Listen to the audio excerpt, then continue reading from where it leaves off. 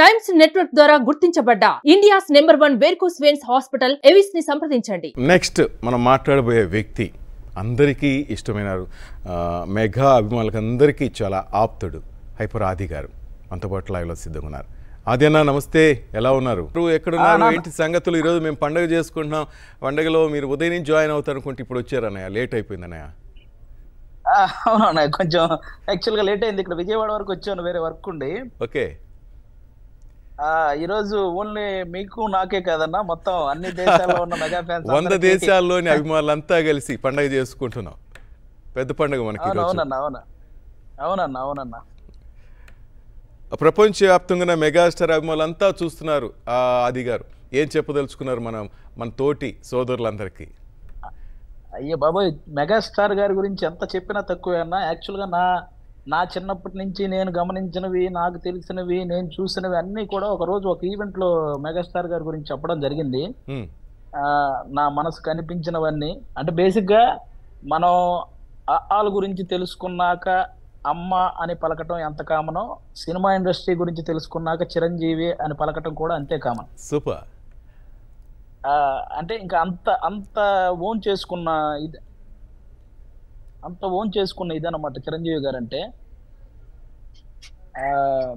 చిన్నప్పటి నుంచి అంటే కొంచెం మనకి ఆ ఊహ తెలిసాక మాక్సిమం ఏదైనా మూవీ అయినా, లేకపోతే మనకి ఏదైనా ఎవరైనా డ్యాన్స్ చేయమని చెప్పినా, లేకపోతే ఎవరైనా కామెడీ చేయమని చెప్పినా, లేకపోతే ఎవరైనా యాక్షన్ చేయమని చెప్పినా, ఎక్కడో తెలియకుండా మనలో చిరంజీవి గారు వచ్చేస్తుంటారు ఆటోమేటిక్ గా. అంత ఓన్ చేసుకున్నారనమాట చిరంజీవి గారిని, అంత ఇష్టం. అలాంటి చిరంజీవి గారిని చాలా సార్లు కలిసే అవకాశం వచ్చింది. అది ఇంకా చాలా అదృష్టంగా భావించవచ్చు. ఇంకా ఇండస్ట్రీకి వచ్చాక ఇంకా అంతకంటే ఏం కావాలి అనిపించేంత అదృష్టం కలిగిందన్న ఆయన కలవడం. అది నా ఇన్స్పిరేషన్గా చాలామంది చెప్తుంటారు. చిరంజీవి గారిని ఈ విషయంలో మేము ఇన్స్పిరేషన్గా తీసుకున్నాం, లేకపోతే ఆయన గుణం మాకు నచ్చింది, ఇది ఆయనలో నచ్చిన గుణం ఇది అంటుంటారు. ఇట్లా మీకు ఆయన నచ్చిన క్వాలిటీస్ ఏంటి? అసలు వ్యక్తిగతంగా చిరంజీవి గారిని చూసి నేర్చుకోవాల్సినవి చాలా చాలా ఉన్నాయన్న. అంటే ఎవడైనా, లేకపోతే తర్వాత రాబోయే తరాలు ఎవరైనా ఇండస్ట్రీకి వచ్చినా, లేకపోతే వాళ్ళు ఏ ప్రొఫెషన్లో ఉన్నా కానీ వ్యక్తిత్వంలో చిరంజీవి గారిని ఇన్స్పిరేషన్ తీసుకుంటే ఇంకా అసలు వాళ్ళు ఉన్నత విజయాలను అందుకోవటం చాలా ఈజీ ప్రాసెస్ అన్న. ఆయన రాబోయే తరాలకి ఆయన జీవితం అనేది ఒక లైబ్రరీ లాగా అన్నమాట. నేర్చుకోవాల్సింది చాలా ఉంది, ఎంతైనా నేర్చుకోవచ్చు ఆయన చూసి. రైట్. మామూలుగా అన్నయ్య గురించి మనం మాట్లాడుకుంటే ఆ మనసే వేరు ఆది గారు. ఎందుకంటే చాలా విషయాల్లో మీరు హైపర్ అయిపోయినారు చాలా విషయాలే కదా. అన్నయ్య ఏమంటే తట్టుకోలేరు కామెంట్. ఎస్ అసలు ఇప్పుడు నిన్న యాక్చువల్గా కమిటీ కుర్రాళ్ళు వాళ్ళ సక్సెస్ ని వాళ్ళందరినీ పిలిచి కొత్త కుర్రాలు ఇంటికి పిలిచారు. అంటే ఒక సినిమా కాదన్న, ఏదైనా సినిమా సక్సెస్ అయితే ఆ డైరెక్టర్ని, ఆ హీరోల్ని, ఆ టెక్నీషియన్స్ అందరిని ఇంటికి పిలిపించి వాళ్ళని ఎంకరేజ్ చేస్తే వాళ్ళు నెక్స్ట్ ఎంత ఉత్సాహంగా పనిచేస్తారంటే అది చాలా అవసరం అండి ఇండస్ట్రీలో. ప్రతి ఒక్కరికి చిరంజీవి గారిని ఒకసారి చూడాలని ఉంటది. కాబట్టి ఇప్పుడు 11 మంది కొత్త కుర్రాళ్ళు వాళ్ళంతా ఎన్నో ఆశలతో ఇండస్ట్రీకి వచ్చారు, ఒక సినిమా చేశారు, సక్సెస్ అయింది. అలా అవ్వగానే వెంటనే చిరంజీవి గారు లాంటి వ్యక్తిని కలవడం వాళ్ళకి ఎంత ఇన్స్పిరేషన్ గా ఉంటది, నెక్స్ట్ ఎంత ఉత్సాహంగా పనిచేస్తారు.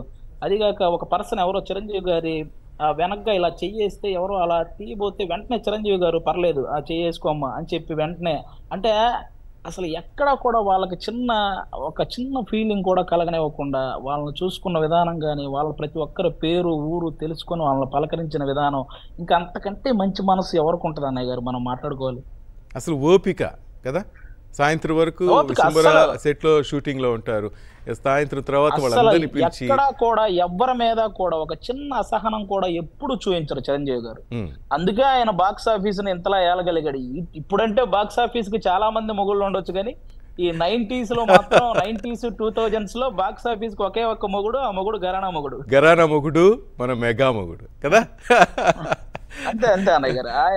ఆ ఎరా అంతా చూసిన వాళ్ళం, మాకు అది అదృష్టం. రాబోయే తరాలు అవన్నీ చాలా మిస్ అయిపోయారు. అదంతా థియేటర్ లో రచ్చలు గాని ఈ జనరేషన్ వాళ్ళకి మళ్ళీ ఆ వైపు చూడాలంటే అందరూ రేపు ఆగస్టు 22వ తేదీ ఇంద్రా సినిమాకి వెళ్తే వాళ్ళకి ఆ వైపు తెలుస్తుంది.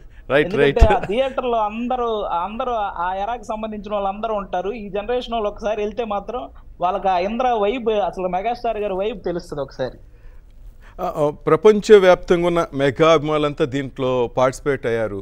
ఆది గారు దాదాపు 12 గంటల పాటు ఈ ప్రోగ్రామ్, మధ్యాహ్నం 12 గంటలకు నేను స్టార్ట్ చేశాను, ఇప్పుడు 3 దాటుతుంది. నేను చూశాను అన్నయ్య గారు, నేను లైవ్ ఫాలో అవుతున్నాను. నేను పాపం వరుసగా ఎంతమంది సెలబ్రిటీలు వాళ్ళ టైం కేటాయించి, ఎందుకంటే చిరంజీవి గారు అంటే అందరికి అంత ఇష్టం. ఆ పేరు చెప్పగానే ఇలా లైవ్ అంటే రావడానికి ప్రతి ఒక్కరూ ఉత్సాహంగా ఉన్నారు. వాళ్ళే కనుక్కుంటున్నారు ఏ టైంకి కాల్ ఉంటుంది మాది చెప్పండి ఒకసారి అని, ఇలా కనుక్కొని మరీ వస్తున్నారు. ఇంకా ఈ దేశ విదేశాల అభిమానులు అందరూ కూడా, అంటే వాళ్ళు దేశం మారినా కూడా మహా అయితే వాళ్ళ అలవాట్లు పద్ధతులు మారుంటాయి, కానీ చిరంజీవి గారి మీద అభిమానం ఎవ్వరికీ మారలేదు. ఎన్ని సంవత్సరాలైనా చెక్కు చెదరని అభిమానంతో వాళ్ళందరూ కాల్స్ చేసి వాళ్ళందరూ ఆయన మీద ఉన్న అభిమానాన్ని చూపించడం, ఈ విశ్వంభరుడు షో ద్వారా మీరు యాంకరింగ్ చేస్తూ అందరిని ఇలా కలపడం అనేది కూడా చాలా చాలా మంచి విషయం అన్న. ముందుగా మీకు కూడా థ్యాంక్ యూ అన్న. అదేనా మీలాంటి వాళ్ళు సపోర్టు, మెయిన్గా అన్నయ్య ఆశీస్సులు సపోర్ట్లు అయితే మనం ముందుకు వెళ్ళలేం కదా. మీరే ఇంతకు ముందు అన్నారు, ఆయన ప్రతి ఒక్కరిని అభినందిస్తారు, ఆశీర్వదిస్తారు. అదే మనకి సగం బలం, అసలు ఎనర్జీ కదా. చాలా అంటే చాలా ఉత్సాహంగా, వాళ్ళకి ఇంకా అంతకంటే ఏం కావాలి. వాళ్ళు నెక్స్ట్ మళ్ళీ చిరంజీవి గారు పిలుస్తారేమో అన్న ఉత్సాహంతో పనిచేస్తాడు. వాడు తీసుకునే కంటెంట్ మీద దృష్టి పెడతారు. మనం మంచి సినిమా చేస్తేనే కదా ఇప్పుడు చిరంజీవి గారు పిలిచారు అనే ఆ ఇదితో పనిచేస్తే ఇంకా ఇంకా మంచి కంటెంట్లు వస్తాయి కదన్నా. అదేనా ఈ 155 సినిమాలు, 156 సినిమా విశ్వంభర కాబోతుంది.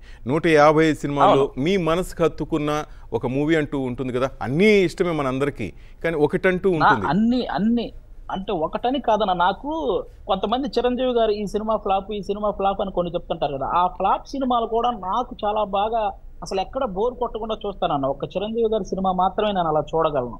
ముఖ్యంగా నాకైతే ఆ టైంకి వెళ్తే నాకు విజేత, ఛాలెంజ్ సినిమాలు చాలా ఇష్టం అన్న. ఈ 2 సినిమాలు ఒక వ్యక్తిని కంప్లీట్ గా ఇన్స్పైర్ చేయగలిగే సినిమాలు అన్న అవి. అంటే ఒక ఫ్యామిలీ పట్ల మనం ఎలా ఉండాలి అని, లేకపోతే మన ప్రొఫెషన్ పట్ల, లేకపోతే మనం ఒక నిరుద్యోగ యువకుడు ఉద్యోగం సాధించాలనో, లేకపోతే వాడు అనుకున్నది గోల్ సాధించాలన్న విషయాల మీద ఈ విజేత, ఛాలెంజ్ అనే సినిమాలు చాలా చాలా ఇన్స్పైర్ చేశాయన్న. నాకు అవి 2 చాలా ఇష్టం.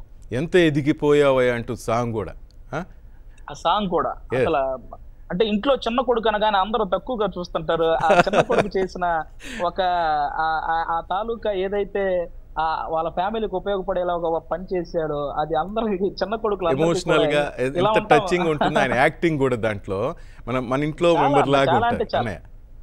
అంటే ఇండియన్ సినిమాలో నట విశ్వరూపం అంటే మనందరం కమల్ హాసన్ గారని మాట్లాడుకుంటాం, స్టైల్ అంటే రజనీకాంత్ గారని మాట్లాడుకుంటాం, కానీ వాళ్ళిద్దరు కలిపితేనే చిరంజీవి గారని సాక్షాత్తు కె బాలచంద్ర గారే చెప్పారన్న. అలాంటి చిరంజీవి గారిని అంటే ఎన్ని సంవత్సరాలైనా మనం ఎంత ఎదిగినా కూడా వెనక్కి చూసుకుంటే మనం ఎవరి వల్ల ఇన్స్పిరేషన్ తో వచ్చామంటే అది ఆబ్వియస్లీ మెగాస్టార్ చిరంజీవి గారు అంతే. అదేనా నీ నోట అన్నయ్య గారి డైలాగ్ వినాలని ఉంది. నాకు కోరుకున్న మనిషి వచ్చినప్పుడు ఆనందపడాలే గాని ఆశ్చర్యపోతారేంటి. రానుకున్నారా, రాలేననుకున్నారా? కాశీకి పోయాడు, కాషాయపు మనిషి అయిపోయాడు అనుకున్నాడా? వారణాసి పోయాడు, వరస మార్చుంటారు అనుకున్నారా? అదే రక్తం, అదే పౌరుషం. సూపర్. ఇది అన్నయ్య గారు ఖైదీ నంబర్ 150 ఎప్పుడైతే 10 years తర్వాత మళ్ళీ రీఎంట్రీ ఇచ్చారో ఒక ప్రీ రిలీజ్ ఈవెంట్ లో ఈ డైలాగ్ ని మార్చి చెప్తారు. అస్తినాపురం వెళ్ళారు, హాస్యాన్ని వదిలేశాను అనుకున్నారా అని ఈ టైప్ ఆఫ్ ఒక చెప్తారు. అది నాకు చాలా బాగా నచ్చిన డైలాగ్, అందుకని ఇంకా బాగా గుర్తుండిపోయింది. Right, thank you. అదినా ఒక్క మాటలో చెప్పాలంటే అన్నయ్య గురించి ఏం చెప్తావు?